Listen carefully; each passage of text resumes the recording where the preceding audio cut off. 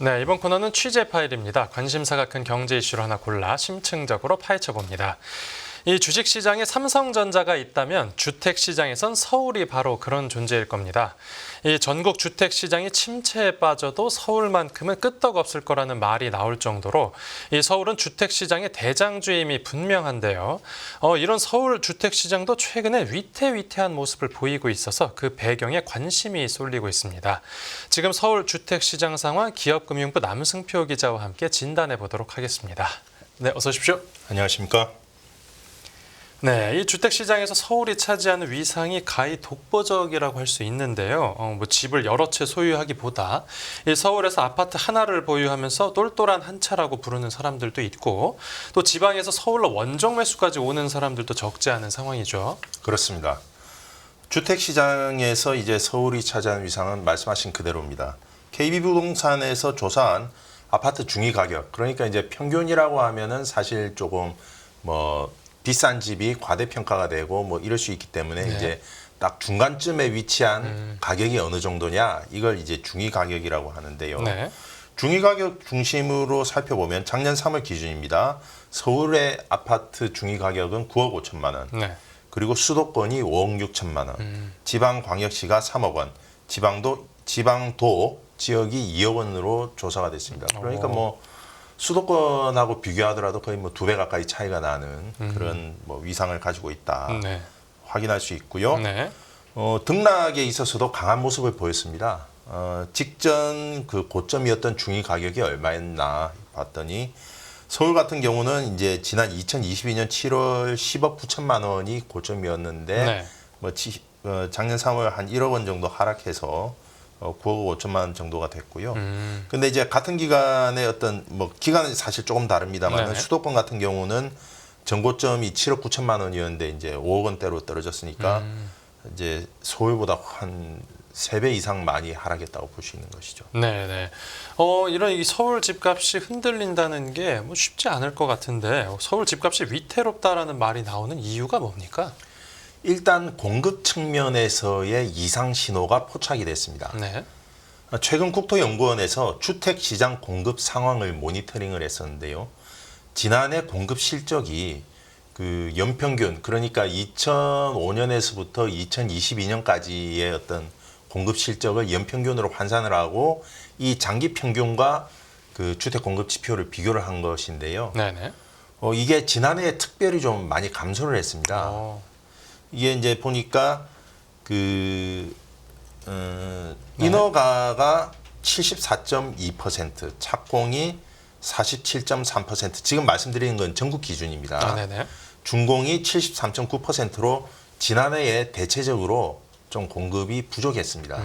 이게 이제 인허가, 착공, 준공을 보시는 거는 인허가 같은 경우는 어떤 한 5년 뒤의 공급을 네네. 좀 예상하는 거라고 보시면 되고요.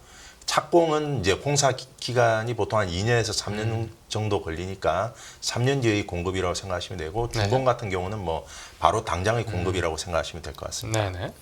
그런데 이게 작년에 이렇게 전체적으로 좀 저조하긴 했습니다만은 특히 서울이 저조했습니다.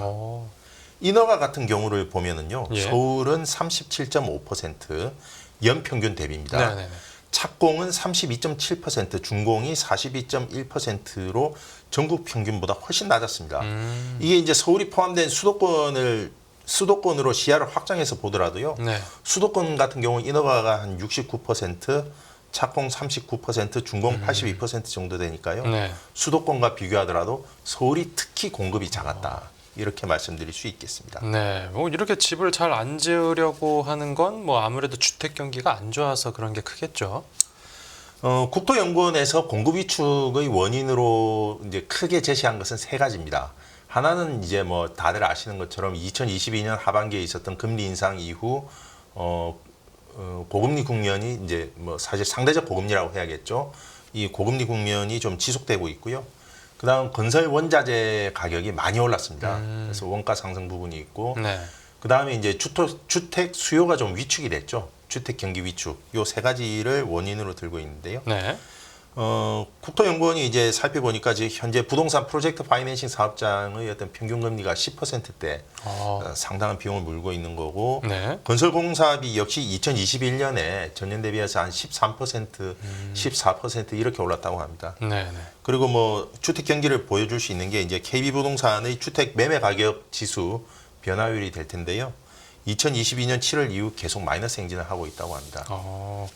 이 말씀해주신 원인들은 이제 전국에 있는 주택 시장에 모두 똑같이 적용되는 건데, 근데 특이하게 서울에서 이 공급이 제일 많이 줄었네요. 그렇습니다.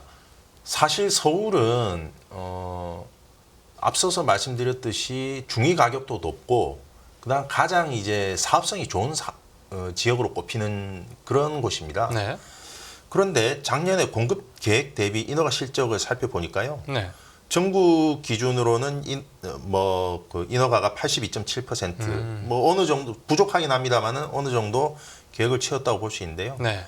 수도권이 69.4%좀 실망스럽고 비수도권은 99.3%로 상당히 계획 수준으로 올라왔다고 볼 수 있습니다. 네, 그런데 서울은 32%에 그쳤습니다. 오.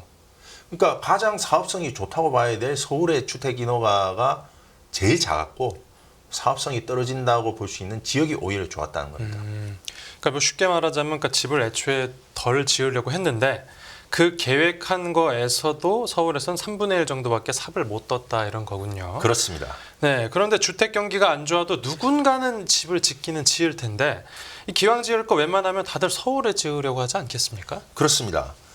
그러니까 이제 금리 인상이라든지 건설 원가 상승, 경기 침체가 어떤 공급 부진의 원인이었다고 한다면 사실 뭐 이런 조건은 똑같습니다. 뭐 금리가 서울만 더 높게 적용되는 것도 아니고 네. 건설공사비가 지방이라고 해서 낮지도 않습니다. 이거 자재 가격이랑 건 다 비슷하기 때문에요. 그렇죠. 그리고 뭐 주택 경기가 위축됐다고 하는데 그래도 서울이 지방보다는 낫다는 게 대체적인 평가거든요. 네. 근데 현실은 정반대였습니다. 이번 통계를 이제 국토연구원에서 내놓은 건데 이 국토연구원 쪽에서는 그 이유를 뭐라고 설명했습니까? 이 부분에 대해서 이제 특별한 설명이 없었던 건 좀 아쉬운 대목인데요. 하루 전인 23일 국토연구원이 이제 국토교통부 출입 기자단을 상대로 비공식 브리핑을 가졌었습니다. 네네. 그래서 이 자리에서 제가 이걸 물어봤었는데요.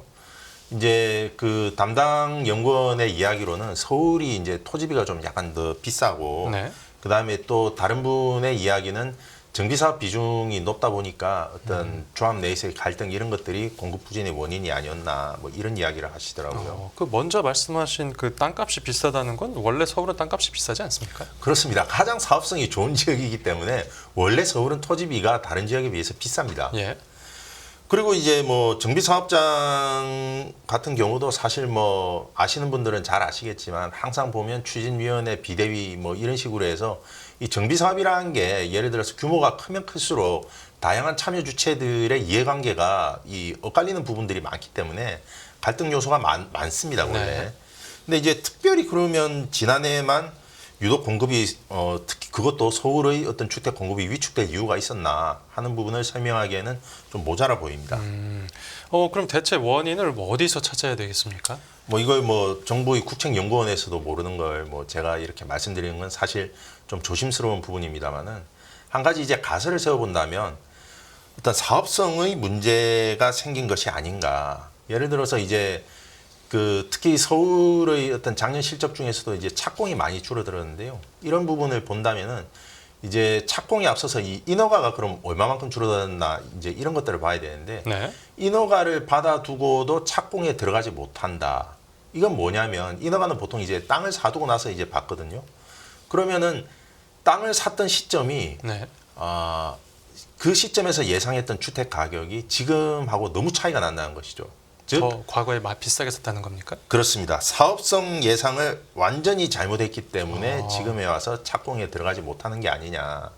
이제 이렇게 생각하고 다시 짚어본다면 이제 국토연구원 관계자분이 얘기했던 어떤 정비사업장 내에서의 갈등이 컸다, 많았다 하는 부분도 좀 이해가 가는 것이 이게 잘못 사업을 추진하면 안 됐는데 사업성을 과대평가해서 사업을 추진하게 되면 결국은 정비사업 참여 주체들이 더 많은 부담을 져야 됩니다. 네. 그러면 당연히 그 부담을 회피하려고 하겠죠.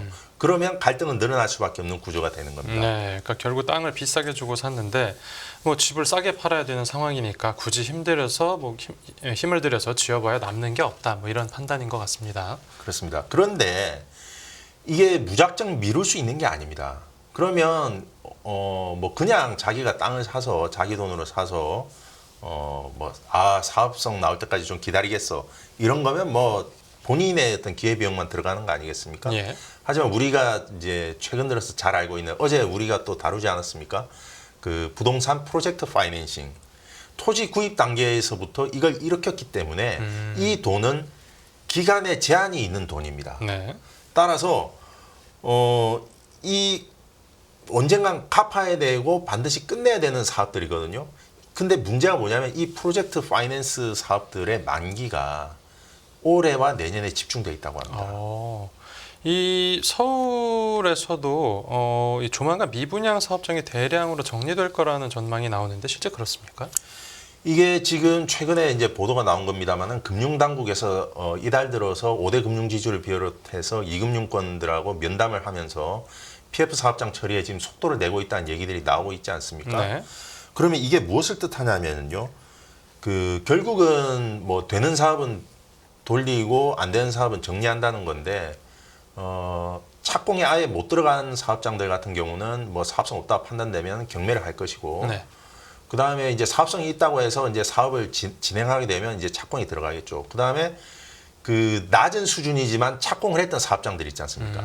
이 사업장들도 그러면은 이제 그 분양을 미룰 수 없고 이제 끝내 이제 매각을 해야 되는 것이거든요. 네. 미분양이 났던 것들을 팔아야 되는 겁니다. 무엇을 뜻하냐면 최근에 아마 대구라든지 지방 PF 사업장에서 어떤 주택 할인 분양이 있었고 이게 이제 기존 입주자들 혹은 수분양자 분들하고 갈등을 일으킨다는 이야기를 많이 들어보셨을 겁니다. 그런데 이제 4월에 금융당국의 어떤 금융기관 면담이 끝나고 나서 PF 사업장 조정이 속도를 띠게 되면 서울에서도 주택의 강제 가격 조정이 일어날 수 있다. 이런 이야기를 드릴 수 있겠습니다. 예, 뭐 충격이 작지 않을 것 같은데 이런 최악의 상황을 피하려면 이제 시장에서도 뭐 대응을 잘 해야겠지만 당국 쪽에서는 좀 어떻게 대응을 해야 되겠습니까? 이게 가장 안 좋은 것이 예상하지 못했던 일이 벌어져서 시장 참가자들이 패닉을 일으키는 겁니다. 네네. 그렇다면 정부가 이 PF 사업장을 조정한다고 할 때 굉장히 섬세하게 접근해야 된다고 생각합니다. 네. 지금 국토교통부에서는 그렇기 때문에 이거를 어떤 매각하는 거에 있어서 경매 방식 외에도 어떤 공공임대 민간 지원 이제 공공임대 주택으로 그 사들인다든지 그다음 구조조정 리츠를 통해서 흡수를 한다든지 이런 방식들을 지금 선보이고 있습니다. 네. 이렇게 되면 매각을 하더라도 실제 시장에 매각되는 시점을 분산을 시켜서 시장이 주는 충격을 줄일 수 있습니다. 네. 그리고 또 하나 이제 중요한 부분이 뭐냐면 제가 이전에 출연했을 때 말씀드린 것이 있는데 예상치 못한 주택 공급이 있을 수 있다는 말씀을 드렸습니다. 네. 즉 정확한 주택 시장에서의 어떤 수급 정보를 시장 참가자들에게 정확하게 전달해 줘야 됩니다. 그래야 시장 참가자들이 사실 놀라지를 않거든요. 그래서 1년의 주택사업장 정리 과정에서 나오는 그런 물량들에 대해서 정부가 혹은 공신력 있는 기관들이 정확한 정보를 국민들에게 전달해야 되는데 현재 그런 움직임은 보이지 않고 있어서 다소 아쉽다고 말씀드릴 수 있겠습니다. 네, 알겠습니다. 네, 오늘 취재 파일은 여기서 마무리하겠습니다. 잘 들었습니다. 감사합니다.